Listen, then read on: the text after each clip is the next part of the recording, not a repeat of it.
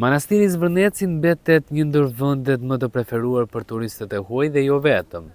Ditën e shtunë një grup turistësh të ardhur nga Gjermania kanë vizituar pikërisht manastirin e Zvërnecit.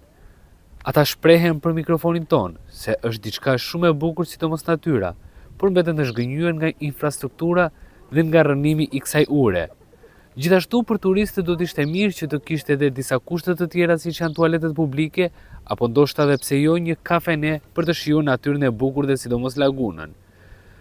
Ura e manastirit, e cila u rikonstrukturua disa vite më përpara, duket që nuk është mirë mbajtur, pamjet flasin qartë, ura e rrënuar, drasa të thyera, gati në të shëmbur totalisht.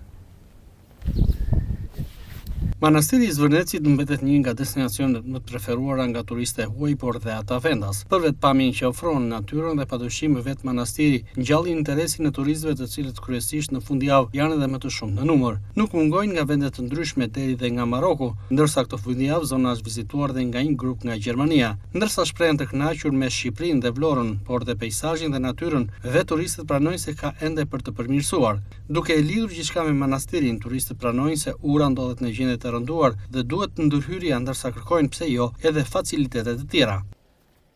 From Germany. Yeah.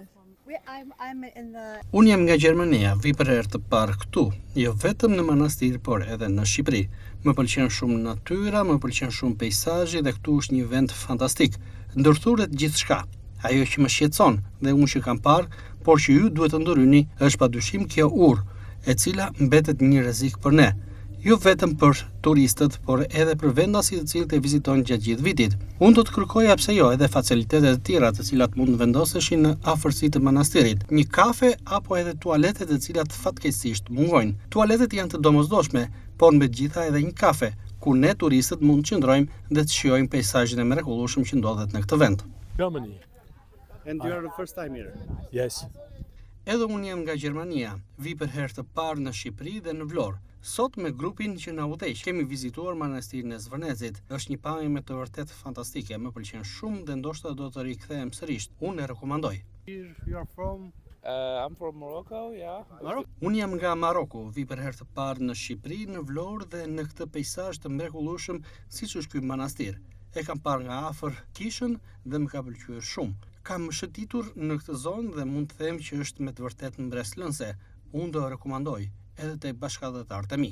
Manastiri i Zvërnecit mbetet kështu gjithsesi një nga destinacionet kryesore dhe numri i turistëve ka ardhur në rritje nga viti në vit. Megjithatë, në zonë ka nevojë për ndërhyrje, mbi të gjitha ura që të çon drejt manastirit, e cila është e dëmtuar dhe mbetet një rrezik për vizitorët.